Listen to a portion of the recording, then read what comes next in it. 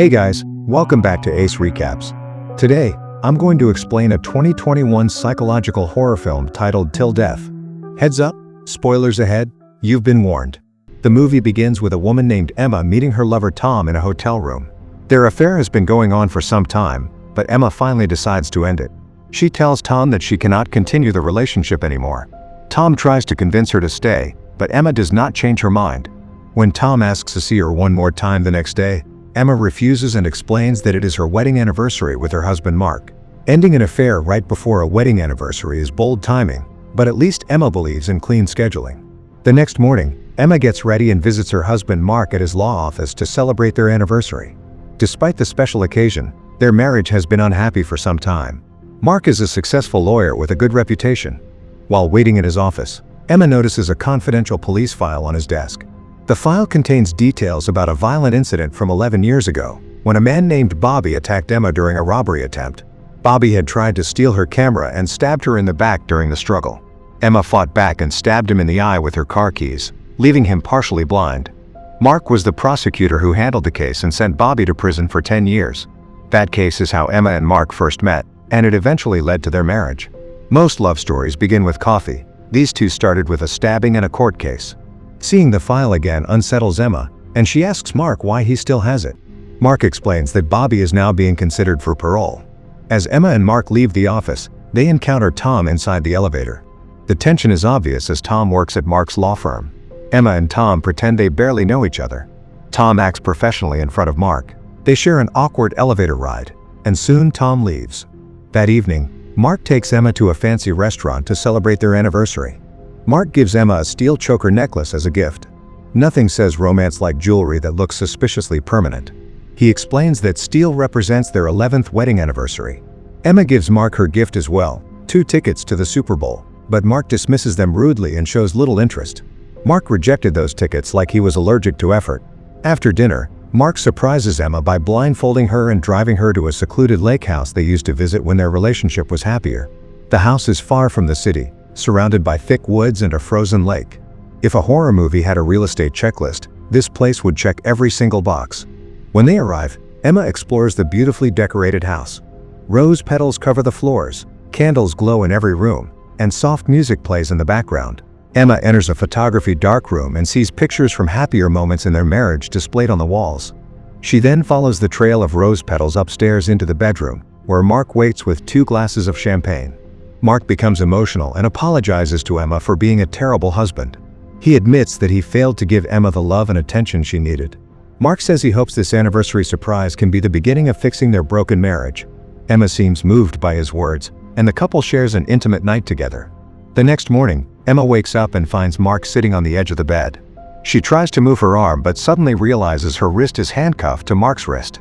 Confused and alarmed, she asks Mark what is happening. Before she can react, Mark pulls out a gun and shoots himself in the head. That anniversary surprise escalated faster than anyone was emotionally prepared for. Emma screams in horror as blood splashes across her face and body. She desperately tries to break free from the handcuffs, but they do not budge.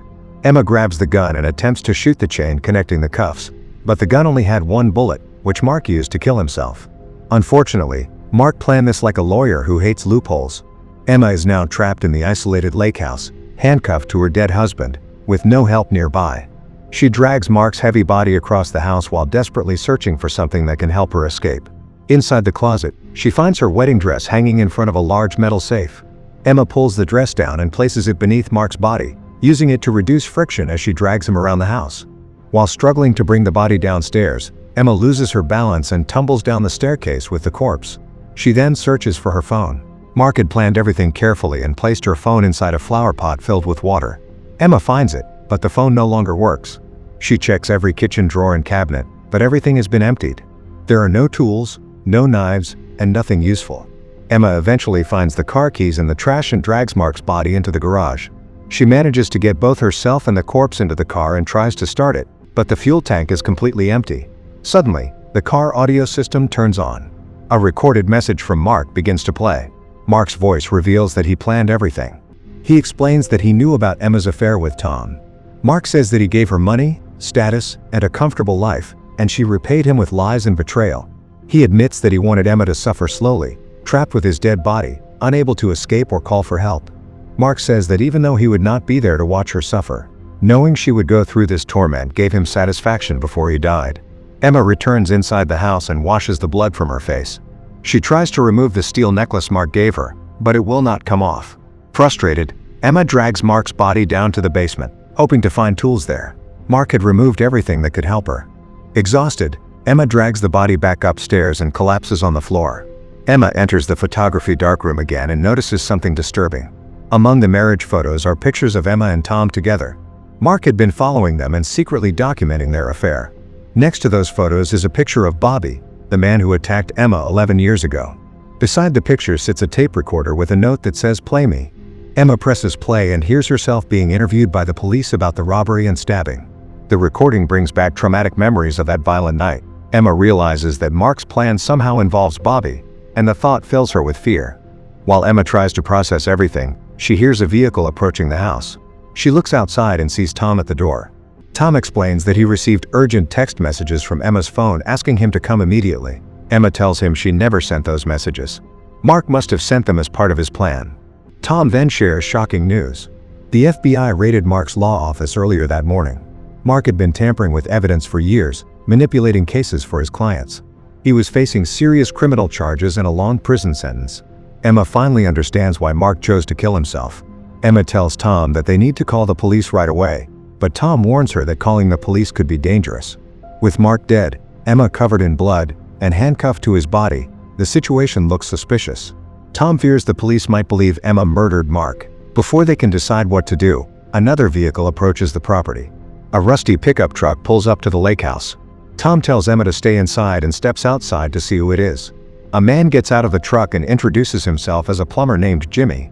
He claims Mark called him to fix a burst pipe. Tom finds this suspicious and offers to pay Jimmy to leave without doing the work. Jimmy appears ready to accept the money, but then another man steps out of the truck. This man pulls out a knife and brutally stabs Tom multiple times in the stomach. Tom collapses to the ground, bleeding heavily. The attacker is Bobby, the same criminal who attacked Emma 11 years ago. Jimmy is his brother. Bobby and Jimmy break into the lake house. Bobby wants revenge on Emma for ruining his life and putting him in prison for 10 years. Jimmy appears less violent and more focused on the money Mark promised them. Through their conversation, Emma learns that Mark hired these two men as part of his plan. Mark promised Bobby and Jimmy access to a valuable safe inside the house, filled with diamonds worth a fortune. The safe can only be opened using a combination of code and Mark's fingerprint. While the brothers search the house, Emma manages to slip outside with Mark's body. She drags the corpse to a boat shed behind the lake house. Inside the shed, Emma finds a sharp anchor and desperately begins sawing at Mark's wrist to separate herself from the handcuffs. Before she can finish, she hears footsteps approaching. Emma quickly hides underneath the boat cover just as Jimmy enters the shed. Jimmy notices the body and brings Bobby over to examine it. Bobby quickly recognizes the body as Mark and pulls the boat cover away, but Emma is no longer there. Bobby tells Jimmy that Emma is the only person who knows the combination to the safe now that Mark is dead, and they must find her. After the brothers leave, Emma comes out from hiding and wraps her feet with some clothes since she has no shoes on. She spots a large fuel canister in the shed and drags it toward the garage, hoping to refuel the car and escape. As she pours fuel into the tank, Bobby hears the noise and comes to investigate. Bobby slashes all the car tires to prevent any escape. Emma manages to sneak back into the house through a different entrance. Bobby enters the basement and begins searching carefully. Emma soon becomes trapped between the two brothers. Bobby comes up from the basement while Jimmy drags Mark's body through the front entrance. Emma is caught on the staircase between them. Thinking quickly, she presses the car alarm button on the key. The loud alarm distracts both brothers, and they rush back to the garage to investigate. Emma uses this moment to mourn over Tom's dead body near the entrance. She takes his shoes to protect her feet from the cold. Jimmy tells Bobby they should leave before the police arrive, but Bobby refuses. He blames Emma for everything that went wrong in his life. While Bobby was in prison, his father died and their family lost their house. Bobby becomes obsessed with catching Emma and making her suffer. He convinces Jimmy that Emma is still hiding inside the house. The brothers return and continue searching from different sides. When Bobby reaches the attic, Emma attacks him from behind with a golf club. Bobby crashes through the floor and falls to the level below, losing consciousness. Emma also strikes Jimmy and locks him inside a room, then breaks the doorknob so he cannot escape. Emma runs outside and gets into Tom's car, trying to drive away. Before she can escape, Bobby smashes through the window and drags her out of the vehicle. During the struggle, Emma manages to dial 911 on Tom's phone. Bobby knocks Emma unconscious and drags her back into the house. When Emma wakes up, she finds herself handcuffed to Mark's body again. Bobby and Jimmy have placed the metal safe in front of her. Bobby demands the combination, threatening to torture her if she refuses. Jimmy tries to stop his brother, but Bobby pushes him aside. Jimmy then picks up Mark's gun and points it at Bobby, warning him to stop the violence. With no other choice, Emma agrees to give them the combination if the handcuffs are removed. Jimmy unlocks the cuffs, and Emma gives them the combination. Using Mark's fingerprint and the code, Bobby opens the safe. There are no diamonds inside. Instead, he finds a saw blade with a message engraved on it that says the diamonds are close to Emma's heart. Bobby turns toward Emma and realizes the diamonds are inside the steel necklace Emma is wearing. Mark somehow turned a safe into a murder-themed scavenger hunt. Jimmy tries using different tools to remove the necklace, but nothing works. Bobby becomes furious and decides the only way to get the diamonds is to cut off Emma's head, which is what Mark wanted them to do. Bobby grabs the gun from Jimmy and pulls the trigger while pointing it at Emma, but the gun is already empty. Bobby then prepares to remove Emma's head using the saw blade. Jimmy steps in and tries to protect Emma from his brother. During their struggle, Bobby accidentally shoves Jimmy backward. Jimmy's head slams into a wall-mounted coat hook, and the sharp metal pierces his skull. He dies instantly.